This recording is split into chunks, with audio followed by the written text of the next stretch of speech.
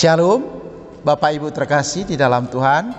Kita bertemu lagi di dalam renungan pagi di YouTube channel HKBP Limo pada tanggal 3 April tahun 2023. Firman Tuhan yang menjadi renungan kita tertulis dari Ulangan 32 ayat 10. Demikian firman Tuhan.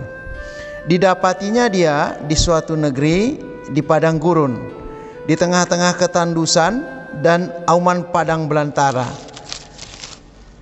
Dikelilinginya dia dan diawasinya, dijagainya sebagai biji matanya.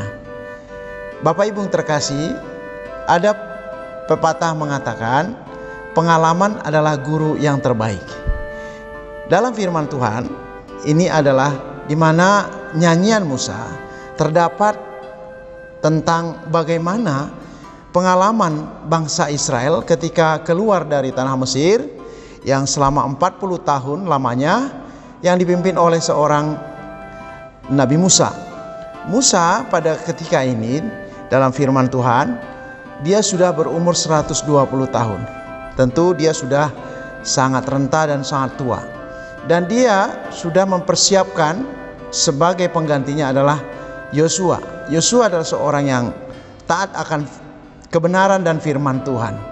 Nah, pada saat inilah nyanyian Musa sebagai nasihat yang terdapat di dalam firman Tuhan ini yang mengagungkan tentang kebesaran Allah dan sekaligus juga sebagai peringatan kepada orang Israel yang tegar tengkuk itu, yang selalu membelok, selalu tidak menyembah Allah. Oleh karena itu, persiapan yang diberikan kepada orang-orang Israel yang akan sampai kepada tanah Kanaan atau tanah perjanjian itu, Nabi Musa memperingatkan, memberikan nasihat, memberikan pengajaran, bahkan hukum Taurat yang telah dituliskan disampaikan. Oleh karena itu dia memberikan nyanyian ini salah satu yang memberikan motivasi dan kekuatan mereka untuk tetap setia kepada Tuhan ketika mereka nanti tiba di tanah perjanjian. Sebenarnya mereka merasakan bagaimana kekhawatirannya ketika Musa tidak akan mampu lagi melanjutkan perjalanan ke tanah Kanaan. Tetapi dengan keyakinan, dengan pengajaran yang baik, Musa memberikan suatu nyanyian yang dikatakan di dalamnya yang mengajak mereka untuk mengingat kembali bagaimana nenek moyang mereka Allah Abraham, yaitu Allah mereka, Allah Abraham, Allah Ishak, Allah Yakub, yang tetap menyertai mereka. Karena dikatakan tadi di ayat 10, didapatinya dia di suatu negeri di padang gurun, di tengah-tengah ketandusan dan auman padang belantara. Dikelilinginya dia dan diawasinya, dijagainya sebagai biji matanya. Ini adalah satu kepastian bahwa mereka kalau mengingat bagaimana nenek moyang mereka menjalani hidup itu dengan percaya kepada Tuhan, semestinya orang Israel tidak pernah lagi mau membelok atau mau menyembah ilah-ilah lain. Oleh karena itu nyanyian ini sangat relevan dengan masa sekarang, di mana kita mengetahui bahwa generasi muda sekarang sangat banyak dipengaruhi oleh era kemajuan yang bisa membawa anak-anak kita sampai lupa kepada percaya kepada Tuhan. Oleh karena itu diingatkan, peringatan sebagai suatu kebenaran Allah yang harus disampaikan kepada setiap generasi yang akan melanjutkan perjalanan, apalagi mereka adalah menjadi penentu masa depan hidup mereka dalam kepercayaan kepada Tuhan. Bapak Ibu yang terkasih di dalam Tuhan, memang nyanyian ini adalah salah satu bagian yang terpenting di dalam ibadah. Karena dengan nyanyian itu adalah membawa semua jemaat untuk menyatukan hati, untuk menyembah dan memuji Tuhan. Jadi nyanyian itu juga tidak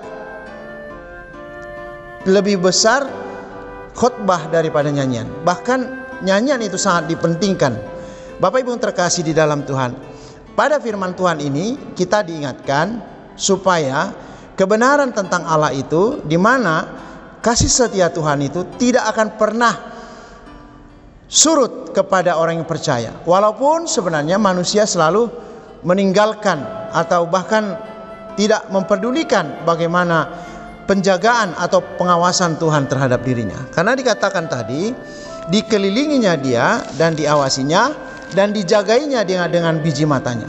Karena Tuhan itu tetap setia.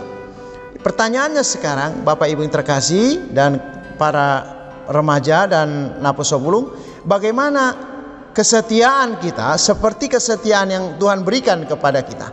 Apakah kita hanya sekedar pergi beribadah dengan perkumpulan persatuan muda-mudi dan di dalam perkumpulan persekutuan? Apakah itu cukup? Ternyata kita harus merasakan bagaimana sentuhan Tuhan, bagaimana kedekatan kita dengan Tuhan dimanapun kita berada. Itulah dimana kita taat kepada Tuhan. Karena ketika kita taat kepada Tuhan, maka Tuhan akan memberi kekuatan buat kita oleh pimpinan Roh Kudusnya.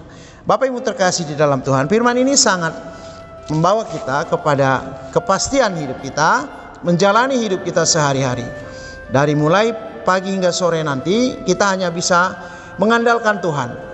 Karena kebenaran firman Tuhan itu akan membawa kita menjadi yakin dan mampu melakukan apapun yang kita hadapi, pergumulan apapun yang kita lewati.